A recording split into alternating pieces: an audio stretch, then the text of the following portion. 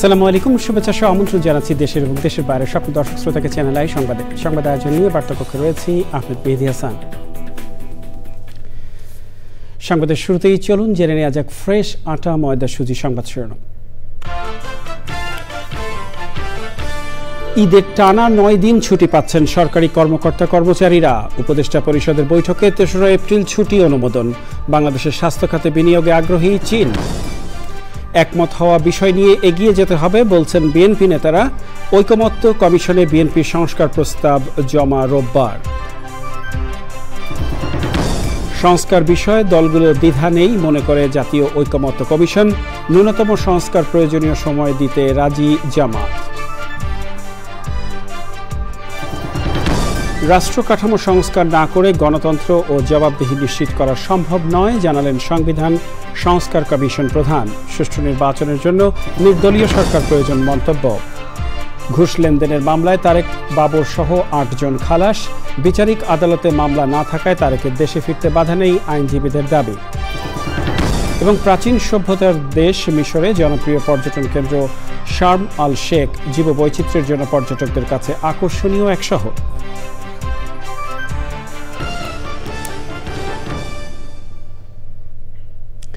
এছাড়া নিটল টাটা বিশেষ সংবাদে যা থাকছে।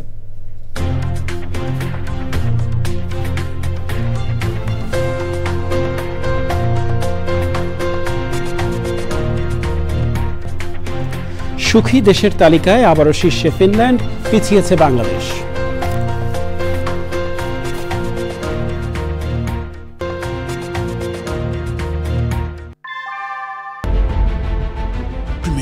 Inbuilt German technology, Bangladesh's first thermix rod, Salam Steel Thermax.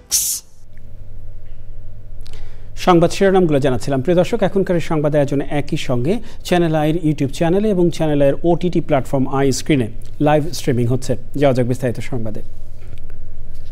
পবিত্র ঈদ উল ফিতরে এবার আরও দীর্ঘ হল সরকারি কর্মকর্তা কর্মচারীদের ছুটি। নির্বাহী আদেশে ৩রা এপ্রিল ছুটি ঘোষণা করায় টানা ৯ দিন ছুটি পাচ্ছেন তারা। প্রধান উপদেষ্টার প্রেস উইংয়ের সংবাদ সম্মেলনে এমন তথ্য জানানো হয়েছে। প্রধান উপদেষ্টার প্রেস সচিব জানান, ভারতের সঙ্গে বাংলাদেশের সম্পর্ক চমৎকার। স্বাস্থ্যসেবা নিশ্চিত করতে বাংলাদেশ বিশাল বিনিয়োগ করবে চীন সরকার। এছাড়া বিয়ের প্রলোভনে ধর্ষণের সাজা বাড়িয়ে ৭ বছর করেছে উপদেষ্টা পরিষদ, জানাচ্ছেন মুস্তাফা মল্লিক। প্রধান উপদেষ্টার সভাপতিত্বে প্রধান উপদেষ্টার কার্যালয়ে হয় উপদেষ্টা পরিষদের সভা। পবিত্র ঈদ উল ফিতর উপলক্ষে সর্বসাধারণের যাতায়াত নির্বিঘ্ন করতে নির্বাহী আদেশে ৩ এপ্রিল ছুটি ঘোষণা করা হয়েছে। এর ফলে ২৮শে মার্চ থেকে ৫ই এপ্রিল পর্যন্ত টানা ৯ দিন ছুটি পাচ্ছেন সরকারি কর্মকর্তা কর্মচারীরা। রাজধানীর ফরেন সার্ভিস একাডেমিতে প্রধান উপদেষ্টার প্রেস উইংয়ের সংবাদ সম্মেলনে উপদেষ্টা পরিষদের সভার সিদ্ধান্ত জানান প্রধান উপদেষ্টার প্রেস সচিব। নারী ও শিশু নির্যাতন আইনে এর সংশোধনী পাশ হয়েছে। এখানে বলাৎকারের একটা নতুন সংজ্ঞা দেওয়া হয়েছে। আর আরেকটা বিষয় হচ্ছে যে বিয়ের প্রলোভন দেখিয়ে রেপ কেসগুলো আগের ল থেকে একটু নতুন একটা নিয়ে এসে সেই লটাকে সর্বোচ্চ শাস্তি ৭ বছর করা হয়েছে। 65% পর্যন্ত সরকারি কাজ ই টেন্ডারের মাধ্যমে হয়, তো সেটা এখন ১০০ ভাগে উন্নীত করা হবে। এক প্রশ্নের জবাবে শফিকুল আলম বলেন, ভিসা নিয়ে জটিলতা ছাড়া ভারতের সঙ্গে বাংলাদেশের সম্পর্ক ভালো। প্রধান উপদেষ্টার চীন সফর এবং বাংলাদেশের স্বাস্থ্য খাতে চীনা বিনিয়োগের আগ্রহ নিয়েও কথা বলেন তিনি। এই ইন্টারিম গভর্নমেন্ট ৭ মাস ক্ষমতা নেওয়ার পরের থেকে ইন্ডিয়ার সাথে আমাদের ট্রেড আরো বেড়েছে। আমাদের সম্পর্কটা ভালো, তবে ভিসার বিষয়ে কিছু জটিলতা আছে। ইন্ডিয়ার সাথে আমরা সুসম্পর্ক চাই, অবশ্যই সেটা ন্যায্যতা, সমতা এবং মর্যাদাপূর্ণ একটা সম্পর্ক হতে হবে। এটা খুবই একটা ওনার টপ প্রায়োরিটি, এই বিষয়টা আলোচনা করার। চিফ অ্যাডভাইজার চাচ্ছেন চাইনিজ যারা হেলথ কোম্পানিগুলো আছে তাদের সাথে কথাবার্তা বলতে। চায়না যে তার হসপিটাল গুলোকে আমাদের জন্য ওপেন আপ করেছে, ইটস এ বিগ নিউজ আমাদের জন্য। কারণ চায়নার যে হেলথ কেয়ার এটা খুবই ওয়ার্ল্ড স্ট্যান্ডার্ড। বাংলাদেশে ওরা একটা হসপিটাল করতে চাচ্ছে, এটা ঠিক, কিন্তু হসপিটাল করার বাইরেও আমরা চাচ্ছি যে ওরা যাতে হসপিটাল চেনগুলো বাংলাদেশে নিয়ে আসে এবং ওদের ইনভেস্টমেন্ট যদি বাংলাদেশে আসে আমরা মনে করছি যে বাংলাদেশের হসপিটাল ম্যানেজমেন্ট সিস্টেম, হসপিটালগুলো আরো উন্নত হবে। সংবাদ সম্মেলনে জানানো হয়, মিডিয়া সংস্কার কমিশনের রিপোর্ট আগামী শনিবার প্রধান উপদেষ্টার কাছে জমা দেবে কমিশন। Mostafa Mallik, channel I, Dhaka. আগামী রোববার ঐকমত্য কমিশনের সংস্কার প্রস্তাব জমা দেবে বিএনপি। দলের স্থায়ী কমিটির সদস্য আমির খসরু মাহমুদ চৌধুরী বলেছেন, যেসব বিষয় ঐকমত্যে পৌঁছানো যাবে সেগুলো নিয়ে এগিয়ে যেতে হবে। সকালে ইইউ রাষ্ট্রদূত মাইকেল মিলারের সঙ্গে বিএনপি নেতাদের বৈঠকের পর তিনি জানান, সংস্কার নির্বাচন নিয়ে তার সঙ্গে কথা হয়েছে। অনেকেই মনে করছেন ডিসেম্বরের মধ্যেই নির্বাচন হবে, বিএনপিও মনে করে দ্রুত নির্বাচন হওয়া উচিত। রাহুল রায় রিপোর্ট। ইফতার মাহফিল, আলোচনা সভা সহ অন্যান্য কর্মসূচির পাশাপাশি কূটনীতিকদের সঙ্গে বৈঠকও করছে বিএনপি। চেয়ারপারসনের গুলশান কার্যালয়ে বিএনপি মহাসচিব মির্জা ফখরুল ইসলাম আলমগীরের সঙ্গে বৈঠক করেছেন ইউরোপীয় ইউনিয়নের রাষ্ট্রদূত মাইকেল মিলার। বৈঠক শেষে জানানো হয়, অন্যান্য ইস্যুর পাশাপাশি সংস্কার আর নির্বাচন নিয়ে কথা হয়েছে। নির্বাচন এবং এই যে আমাদের সংস্কারের ব্যাপারে, যেখানে সংস্কার কমিশনগুলো সব কিছুর একটা ঐক্যমত সৃষ্টির যে প্রচেষ্টা চলছে, এগুলো নিয়ে আলোচনা হয়েছে। সবাই মনে করে একটা জনগণের সমর্থিত একটি সরকার, সংসদ, যেটা জনগণের কাছে দায়বদ্ধ থাকবে, সেটা যত তাড়াতাড়ি সম্ভব হলে দেশের অনেকগুলো সমস্যার সমাধান হয়েছে এবং সবাই ধারণা ডিসেম্বরের মধ্যে নির্বাচন হলে আমরা সঠিক পথে থাকবো। বিএনপির নেতা জানান, রোববার ঐকমত্য কমিশনে সংস্কার প্রস্তাব জমা দেবে বিএনপি। যেই সব জায়গায় ঐকমত হবে সেগুলো আমরা ক্যারি ফরওয়ার্ড করব, এগিয়ে নিয়ে যাব। আর যেখানে ঐকমত হবে না, সেটা সাংবিধানিক হোক, নির্বাচনী হোক, অন্য কোনো যে কোনো বিষয় হোক, সেটা আগামী নির্বাচনে প্রত্যেকটি দলের অধিকার আছে। তারা জনগণের কাছে নিয়ে যাবে এবং জনগণের সামনে উপস্থাপন করবে। জনগণের মতামত নিয়ে সংসদে এসে আলোচনা হবে, তর্ক হবে, বিতর্ক হবে এবং পাশ হবে। এগুলো আমির খসরু মাহমুদ চৌধুরী জানিয়েছেন, ইউরোপীয় ইউনিয়নও একটি অবাধ সুষ্ঠু নির্বাচন দেখতে চায়। রাহুল রায়, চ্যানেল আই, ঢাকা। এদিকে সংস্কার বিষয়ে রাজনৈতিক দলগুলোর মধ্যে দ্বিধা নেই বলে মনে করেন জাতীয় ঐকমত্য কমিশনের সহসভাপতি অধ্যাপক আলী রিয়াজ। দলগুলোর সাথে আলোচনা করে নির্ধারিত সময়ের মধ্যে সংস্কার সম্পন্নের কথা জানান তিনি। সংস্কার কমিশনগুলোর সুপারিশের উপর মতামত ঐকমত্য কমিশনে জমা দিয়ে জামায়াতে ইসলামী জানিয়েছে, নির্বাচন নিয়ে তাদের তাড়া নেই, ন্যূনতম সংস্কারের জন্য প্রয়োজনীয় সময় দিতে রাজি তারা। লাইলা নওশিনের রিপোর্ট। ঐকমত্য নিয়ে রাজনৈতিক দলগুলোর সাথে আলোচনার আগে সংস্কার কমিশনগুলোর সুপারিশের ওপর দলগুলোর কাছে মতামত চেয়েছে জাতীয় ঐকমত্য কমিশন। তারই অংশ হিসেবে জামায়াতে ইসলামীর প্রতিনিধি দল সংস্কার নিয়ে তাদের মতামত জমা দেয় ঐকমত্য কমিশনে। সংস্কার কমিশনের সুপারিশপত্র থেকে সংবিধান, প্রশাসন, বিচার ব্যবস্থা, দুর্নীতি দমন ও নির্বাচন ব্যবস্থা সংস্কারের ওপর মতামত দিয়েছে জামায়াত। দলের সেক্রেটারি জেনারেল বলেছেন, সুষ্ঠু নির্বাচন তাদের কাছে বেশি গুরুত্বপূর্ণ। নির্বাচনের দিন, মাস, বছর, ঘন্টা কিন্তু কখনো আমরা বেঁধে দিইনি। আমাদের কাছে সময়ের চেয়ে মোর ইম্পর্ট্যান্ট হচ্ছে ইলেকশনটা নিরপেক্ষ হবে কিনা। ইলেকশনটা 14, 18, 24-এর মধ্যে ইলেকশন যদি আবার হয়, তো সে 6 মাস, 2 বছর, 5 বছর দেরি করে তো কোনো লাভ নেই। ঐকমত্য কমিশনের সহ সভাপতি জানান, সংস্কার নিয়ে রাজনৈতিক দলগুলোর মধ্যে যে দ্বিমত আছে তার সমাধানের জন্যই আলোচনা। রাজনৈতিক দলগুলোর মধ্যে সংস্কারের ব্যাপারে কোনো রকম সংশয়, দ্বিধা নেই। কতটা সময় লাগবে অনেকে প্রশ্ন করছেন, সেটা নির্ভর করছে যে আলোচনাটা আমরা কিভাবে অগ্রসর হই। আমাদের লক্ষ্য স্বল্পতম সময়ে, পাশাপাশি যেটা আমি বারবার উল্লেখ করি সেটা হচ্ছে জাতীয় ঐকমত্য কমিশনের সময়সীমা নির্ধারিত হয়েছে 15 জুলাই পর্যন্ত। আমরা এর মধ্যেই আমাদের কাজ সম্পাদন করতে চাই। আগামী 2-1 দিনের মধ্যে বিএনপি সংস্কার কমিশনের সুপারিশের ওপর মতামত জানাবে বলে আশা করছেন অধ্যাপক আলী রিয়াজ। সংস্কার নিয়ে জাতীয় ঐকমত্য কমিশন কোনো চাপে নেই বলেও জানান তিনি। জাতীয় ঐকমত্য কমিশন কোনো রকম চাপের মধ্যে নেই। লাইলা নওশিন, চ্যানেল আই, ঢাকা। সংস্কার বিষয়ে জাতীয় ঐকমত্য সৃষ্টির লক্ষ্যে বিকেলে লিবারেল ডেমোক্রেটিক পার্টি এলডিপির প্রতিনিধি দলের সঙ্গে বৈঠক করেছে কমিশন। এলডিপির প্রেসিডেন্ট অবসরপ্রাপ্ত কর্নেল ডক্টর অলি আহমেদ জানান, সংবিধান, জনপ্রশাসন, নির্বাচন এবং বিচার বিভাগ সংস্কারে কমিশনের দেয়া 166টি সুপারিশের মধ্যে অন্তত 120টিতে একমত পোষণ করে এলডিপি। নির্বাচন কমিশন সংস্কারে যে সুপারিশ করা হয়েছে তা খুবই দুর্বল। মাঠ প্রশাসন নিরপেক্ষ না হলে নির্বাচন সুষ্ঠু হবে না বলেও মন্তব্য করেন তিনি।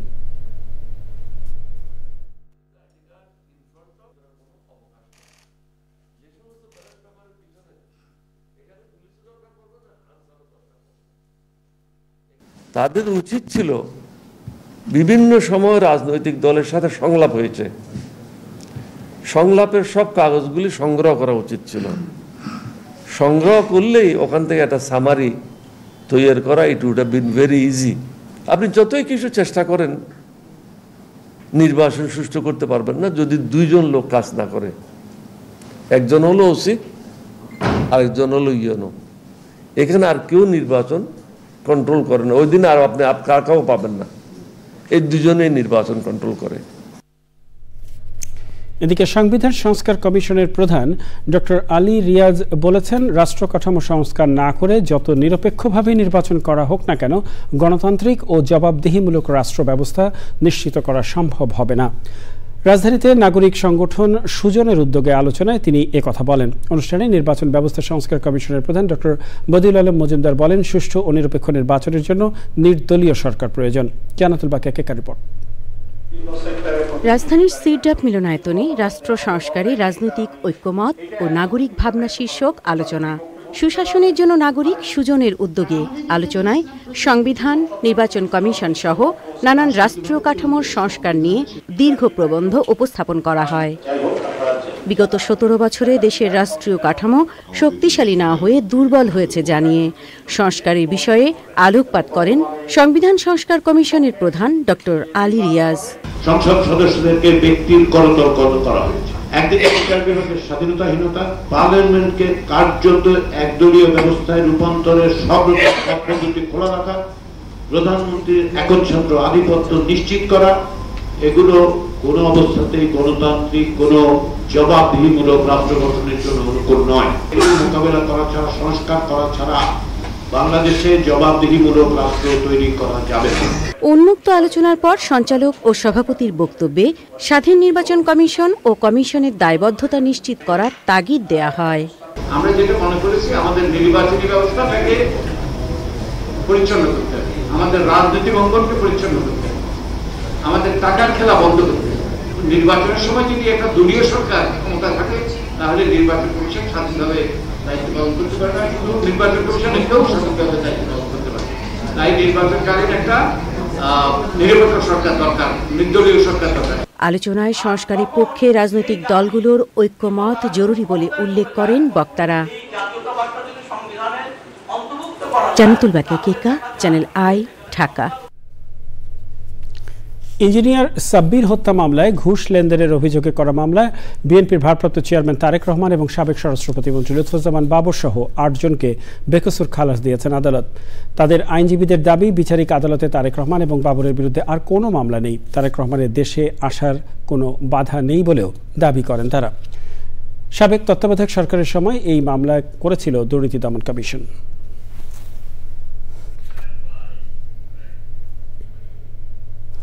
মনোনয়ন বাণিজ্য, দলীয় ফান্ডের টাকা আত্মসাতের অভিযোগে জাতীয় পার্টি চেয়ারম্যান এবং সাবেক বিমান ও পর্যটন মন্ত্রী জি.এম. কাদেরের বিরুদ্ধে অনুসন্ধানের সিদ্ধান্ত নিয়েছে দুর্নীতি দমন কমিশন দুদক।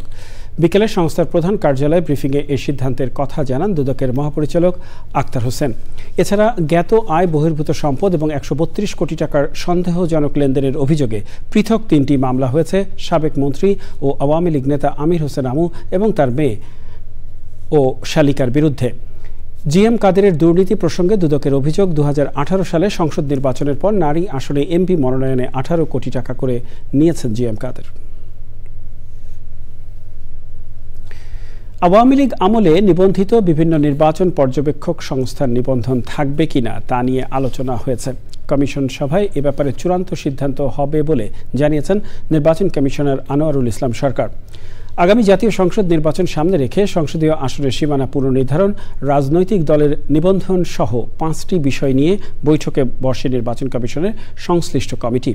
পরে কমিশনার আনোয়ারুল ইসলাম জানান, ভোট কেন্দ্র স্থাপন নীতিমালা নিয়ে আলোচনা হয়েছে সভায়। একটি স্বচ্ছ ও নজিরবিহীন নির্বাচন করতে ইসি প্রস্তুতি নিচ্ছে বলেও জানান তিনি। রাজধানীর যাত্রাবাড়িতে 7 বছরের শিশুকে ধর্ষণ ও হত্যার ঘটনায় আসামিকে মৃত্যুদণ্ডাদেশ দিয়েছেন আদালত। আর মিরপুরে 14 বছরের শিশুকে ধর্ষণের ঘটনায় আসামিকে যাবজ্জীবন কারাদণ্ডাদেশ দেওয়া হয়েছে। ভুক্তভোগীদের পরিবার এবং আইনজীবীরা বলছেন, এমন রায় দৃষ্টান্ত হয়ে থাকবে। শাকের আদনানের রিপোর্ট। 2017 সালের অক্টোবরে রাজধানীর যাত্রাবাড়ির মাতুয়াইল এলাকায় 7 বছরের শিশুকে ধর্ষণের পর হত্যা করে প্রতিবেশী রফিকুল ইসলাম। ওই শিশুর বাবা মুদি দোকানদার। তার দোকান থেকে রফিকুল বিভিন্ন সময় বাকিতে জিনিসপত্র নিত। বাকি টাকা চাইলে শিশুটির বাবার সঙ্গে কথা কাটাকাটির জেরে ওই ঘটনা ঘটানোর কথা পুলিশের জিজ্ঞাসাবাদে জানায় আসামি। রায় শুনে, জজ সাহেবের রায় শুনে আমরা সম্পূর্ণরূপে সন্তুষ্ট। এরকম ঘটনা করব তার জন্য এরকম মৃত্যুদণ্ড দেওয়া হয়। দুনিয়ার বুকে জানি কারো মার এরকম বুক খালি না হয়। আমি এই দোয়াই করি আল্লাহর কাছে আমার মেয়ে ঠিক মতন বিচার পাইছে, এটাতে আমি অনেক খুশি। প্রতিবেশী তাদের মধ্যে টুকটাক কথা কাটাকাটি হতে পারে, এই বিষয়টা আসামি তার মনের ভিতরে পোষণ করছে, কিন্তু বাদী এই বিষয়টা সম্পর্কে অবগত ছিল না। আসামি তার নিজের ভিতরে এই শত্রুতাটা পোষণ করছে, এটা তার জবানবন্দিতে আদালতে বলেছে। 2021 ফেব্রুয়ারিতে রাজধানীর মিরপুরের আহমেদনগরে 14 বছরের কিশোরীকে নিজের বাসায় নিয়ে ধর্ষণ করে মনির হোসেন। ওই কিশোরীর ছোট ভাই মনিরের মুদির দোকানে কাজ করত। প্রায় ছোট ভাইকে দিতে দোকানে যেত কিশোরী। আমি খুশি, আদালতের প্রতি খুশি। বাংলাদেশে যে আইনের বিচার আছে, আরও এক ধাপ বাংলাদেশ এই রায়ের মাধ্যমে দিয়ে আগায় গেল। 9-এর 1 ধারায় যাবজ্জীবন এবং পর্নোগ্রাফি 8-এর 1 এবং 2 ধারা অনুযায়ী 5 বছর 10 বছর সাজা প্রদান করছে। আমরা সর্বোচ্চ পর্যায়ে সন্তুষ্ট। একটা দৃষ্টান্ত স্থাপন হবে, যেভাবে আমাদের দেশে মানে নারী শিশুর অত্যাচার হচ্ছে, এটা অনেকটা কমে যাবে। ধর্ষণ রোধে এমন রায় দৃষ্টান্ত হয়ে থাকবে বলে মনে করছেন সংশ্লিষ্টরা। Shakir Addan, channel I, Dhaka. জুলাই গণ অভ্যুত্থানের শহীদ পরিবারের এক কলেজ শিক্ষার্থীকে পটুয়াখালীতে সংঘবদ্ধ ধর্ষণের ঘটনায় জড়িতদের 24 ঘন্টার মধ্যে গ্রেফতারের আলটিমেটাম দিয়েছেন জাতীয় নাগরিক পার্টির আহ্বায়ক নাহিদ ইসলাম। সুষ্ঠু তদন্তের মাধ্যমে দ্রুত সময়ের মধ্যে বিচারের পাশাপাশি সাম্প্রতিক সময় সারা দেশে নারীর প্রতি সহিংসতা ও ধর্ষণের ঘটনায় উদ্বেগ প্রকাশ করেন তিনি। দুপুরে পটুয়াখালী মেডিকেল কলেজ হাসপাতালে চিকিৎসাধীন ওই কলেজ শিক্ষার্থী ও পরিবারের সদস্যদের সঙ্গে দেখা করেন নাহিদ ইসলাম। এ সময় পার্টির সিনিয়র যুগ্ম আহ্বায়ক আরিফুল ইসলাম, সিনিয়র মুখ্য সমন্বয়ক আব্দুল হান্নান মাসুদ, যুগ্ম আহ্বায়ক মুজাহিদুল ইসলাম শাহিন সহ পার্টির অন্য নেতারা উপস্থিত ছিলেন। গত মঙ্গলবার সন্ধ্যায় নানা বাড়ি থেকে নিজ বাড়িতে ফেরার পথে ওই কলেজ ছাত্রী দলবদ্ধ ধর্ষণের শিকার হন। পরে অভিযান চালিয়ে প্রধান আসামি সাকিব আল হাসানকে গ্রেফতার করে পুলিশ।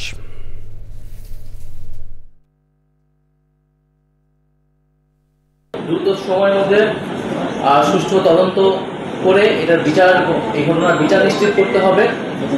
এবং শুধু এই ঘটনার নয়, এই ধরনের ঘটনাকে রোধ করার জন্য কঠোরতম শাস্তির ব্যবস্থা করতে হবে। এবং সরকার যে আইন পরিবর্তনের চিন্তা ভাবনা করছে বা সিদ্ধান্ত নিয়েছে, আমরা চাই সেটা যাতে দ্রুত সময়ের মধ্যে বাস্তবায়ন হয় এবং সারা দেশে এই যে নারীর প্রতি সহিংসতা এবং ধর্ষণের ঘটনাগুলো যাতে নিয়ন্ত্রণে আসে এবং এটা আমরা পুরোপুরি বন্ধ করতে পারি। তৈরি পোশাক খাতের রপ্তানি আদেশ আগের চেয়ে বেড়ে যাওয়ায় স্বস্তিতে আছেন বলে জানিয়েছেন দেশের রপ্তানিকারকরা। অন্তর্বর্তী সরকারের ইতিবাচক ইমেজ ও তৈরি পোশাক খাতের সক্ষমতাই এর কারণ বলে জানান তারা। তবে ব্যাংকিং জটিলতা, নিরবিচ্ছিন্ন গ্যাস না পাওয়া এবং যৌক্তিক মূল্য না পাওয়ার হতাশা আছে তাদের। মাসুদ শাকিলের রিপোর্ট। অন্তর্বর্তী সরকার দায়িত্ব গ্রহণের পর শুরুর দিকে তৈরি পোশাক খাতে কিছুটা অসন্তোষ থাকলেও পরে তা নিয়ন্ত্রণে চলে আসে। গত কয়েক মাসে পরিস্থিতির অনেকটাই উন্নতি হয়। রপ্তানি উন্নয়ন ব্যুরোর হিসেবে রপ্তানি আদেশ বৃদ্ধির পাশাপাশি গত 7 মাসে একক বাজার যুক্তরাষ্ট্রে তৈরি পোশাক রপ্তানিতে প্রবৃদ্ধি হয়েছে প্রায় 44%। ইউরোপে পোশাক রপ্তানি বেড়েছে 10%-এর বেশি। ক্রেতাদের একটা আস্থা ফিরে আসছে আমাদের আরএমজির উপরে। আস্থা যখন ফিরে আসছে তখন আমাদের উচিত হবে এটাকে সাস্টেনেবলি ধরে রাখার জন্য। 44% গ্রোথ আমার এক মাসে হয়েছে, পরের মাসটাকেও কিন্তু আমরা সেম গ্রোথেই যেতে চাচ্ছি। এই সরকার প্রধানের একটা গ্রহণযোগ্যতা আছে গ্লোবালি, তার একটা ব্র্যান্ড ইমেজ আছে। 8 মাসে যে আমরা সমস্যা দিয়ে মধ্য দিয়ে আমাদেরকে যেতে হয়েছে, সেই তুলনায় এই গ্রোথটা অত্যন্ত ভালো। এটাকে মানে অ্যাপ্রিসিয়েবল একটা গ্রোথ আমরা মনে করি এবং সামনের দিনগুলোতেও কিন্তু আরও ভালো একটা গ্রোথ হওয়ার সম্ভাবনা এবং সুযোগ কিন্তু তৈরি হয়েছে। তবে এ সময় রপ্তানি আদেশ বাড়লেও রপ্তানি মূল্য নিয়ে হতাশা আছে ব্যাংকিং জটিলতা ও গ্যাস সংকট। প্রচুর ইনকোয়ারি, প্রচুর অর্ডার কিন্তু আছে, কিন্তু প্রাইসই মিলিতে পারছি না আমরা। তো এখন সামনে যে অর্ডার আমরা দেখতে পাচ্ছি, প্রচুর সুযোগ যেটা আমরা দেখতে পাচ্ছি, এই সুযোগগুলি কাজে লাগাবার জন্য আমাদের ইন্টারনালি যে প্রবলেমগুলি আছে এগুলি সলভ করা দরকার। গ্যাস আমরা রেগুলার পাচ্ছি না, আমরা যেটা বলছি নিরবিচ্ছিন্ন গ্যাস। আপনি যত সময় দেন, আপনি যদি আমাকে 4 ঘন্টা গ্যাস দেন, আপনি আমাকে কোয়ালিটি গ্যাস দেন।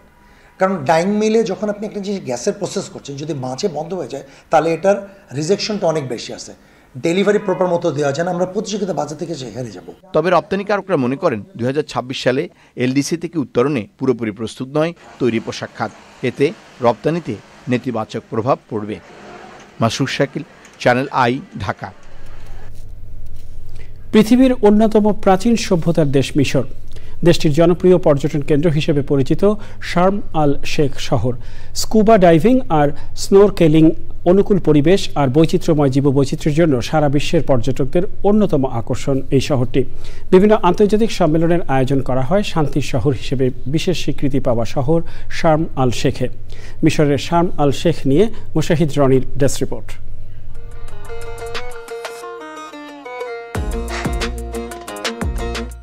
মিশরের সিনাই উপদ্বীপের বিখ্যাত শহর শার্ম আল শেখ। লোহিত সাগরের পাড়ে দীর্ঘ সমুদ্রতট, সুউচ্চ পাহাড়ের সারি আর চমৎকার আবহাওয়ার কারণে প্রতিবছর লাখো পর্যটকের আগমন ঘটে সেখানে। শহরের অদূরেই রাস মোহাম্মদ ন্যাশনাল পার্কে দেখা মিলবে সমুদ্র সৈকত, প্রবাল প্রাচীর ও বৈচিত্র্যময় বন্যপ্রাণী আর উদ্ভিদ সমৃদ্ধ ম্যানগ্রোভ বন। শহর জুড়ে হাজার হাজার মসজিদ ও ইসলামিক স্থাপনা রয়েছে। বেশিরভাগ মসজিদের নির্মাণশৈলী অত্যন্ত আকর্ষণীয় ও দৃষ্টিনন্দন। শার্ম আল শেখের সবচেয়ে আকর্ষণীয় মসজিদ আল মুস্তফা। অটোমান এবং মামলুক স্থাপত্য নকশায় তৈরি মসজিদটি দেখতে অনেকটা দুর্গের মতো। প্রায় 3000 মুসল্লি এখানে একসাথে নামাজ আদায় করতে পারেন।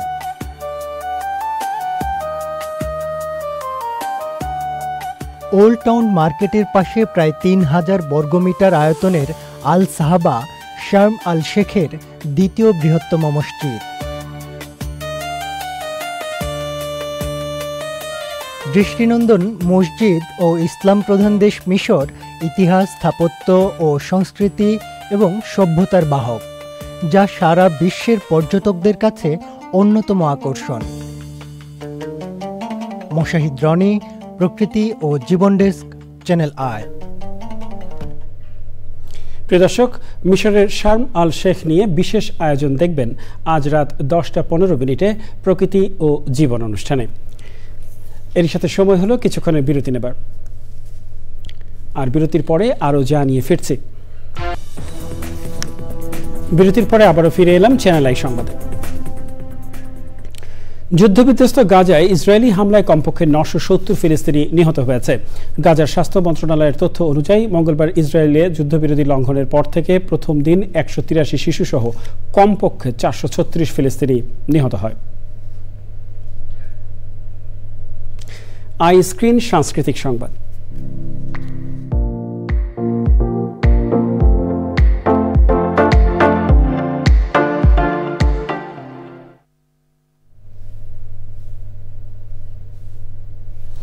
ঈদ উল ফিতর আসন্ন। ঈদ ঘিরেই চলছে সিনেমার জোর প্রচার। ঢালিউড সুপারস্টার সাকিব খানের সঙ্গে এবারও বড় পর্দায় ফিরছেন আফরান নিশো, সিয়াম আহমেদ সহ হালের তারকারা। সুলতান আহিমুর রিপোর্ট। জানি না কি করে তুমি এসে হৃদয়ে। ঈদের সময় বড় বাজেটের সিনেমা মুক্তি দেওয়ার রীতি দীর্ঘদিনের, এবারও ব্যতিক্রম হচ্ছে না। ঢাকায় সিনেমার সুপারস্টার সাকিব খান প্রস্তুত বরবাদ নিয়ে। সিনেমার প্রচারে নতুন পাল তুলে দিয়েছে দ্বিধা গান। তবে গানে মাদক সেবনের সতর্কবার্তা না থাকায় সোশ্যাল মিডিয়ায় চলছে সমালোচনা। বাংলাদেশ ভারত যৌথ প্রযোজনায় ছবিটি নির্মাণ করেছেন মেহেদী হাসান হৃদয়।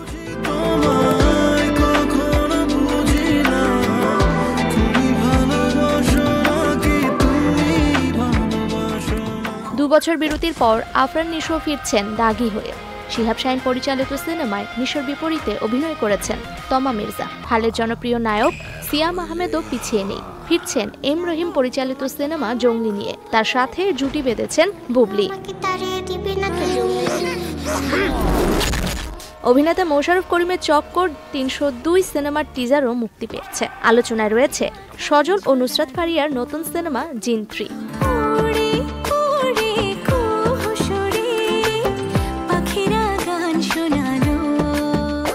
Sultana Himu, channel I. এ পর্যায়ে নিটল টাটা বিশেষ সংবাদ।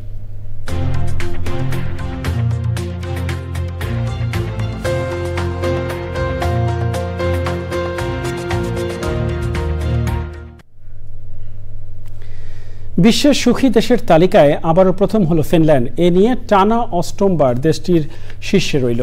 আর 5 ধাপ পিছিয়ে এবছর 134তম অবস্থানে নেমে গেছে বাংলাদেশ। বিশ্বব্যাপী জরিপের মাধ্যমে গ্যালাপ এই প্রতিবেদন তৈরি করে। পূবালী ব্যাংক বাণিজ্য সংবাদ।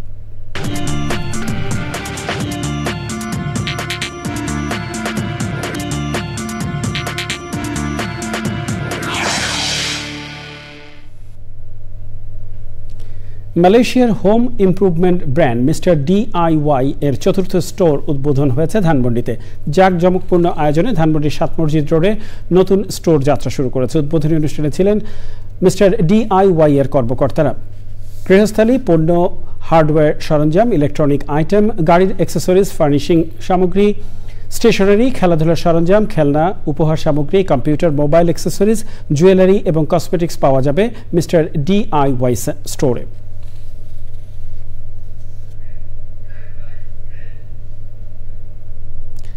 প্রিয় দর্শক, সময় হলে আবারও কিছুক্ষণের বিরতি নেবার, আর বিরতির পরে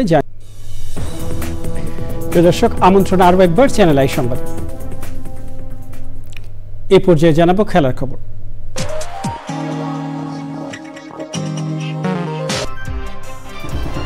সংস্কার বিষয়ে দলগুলোর দ্বিধা নেই মনে করে জাতীয় ঐকমত্য কমিশন। ন্যূনতম সংস্কারে প্রয়োজনীয় সময় দিতে রাজি জামায়াত।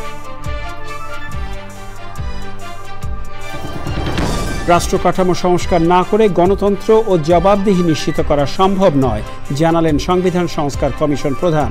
সুষ্ঠু নির্বাচনের জন্য নির্দলীয় সরকার প্রয়োজন মন্তব্য। ঘুষ লেনদেনের মামলায় তারেক বাবর সহ 8 জন খালাস। বিচারিক আদালতে মামলা না থাকায় তারেকের দেশে ফিরতে বাধা নেই আইনজীবীদের দাবি। এবং প্রাচীন সভ্যতার দেশ মিশরে জনপ্রিয় পর্যটন কেন্দ্র শার্ম আল শেখ জীববৈচিত্র্যের জন্য পর্যটকদের কাছে আকর্ষণীয় এক শহর।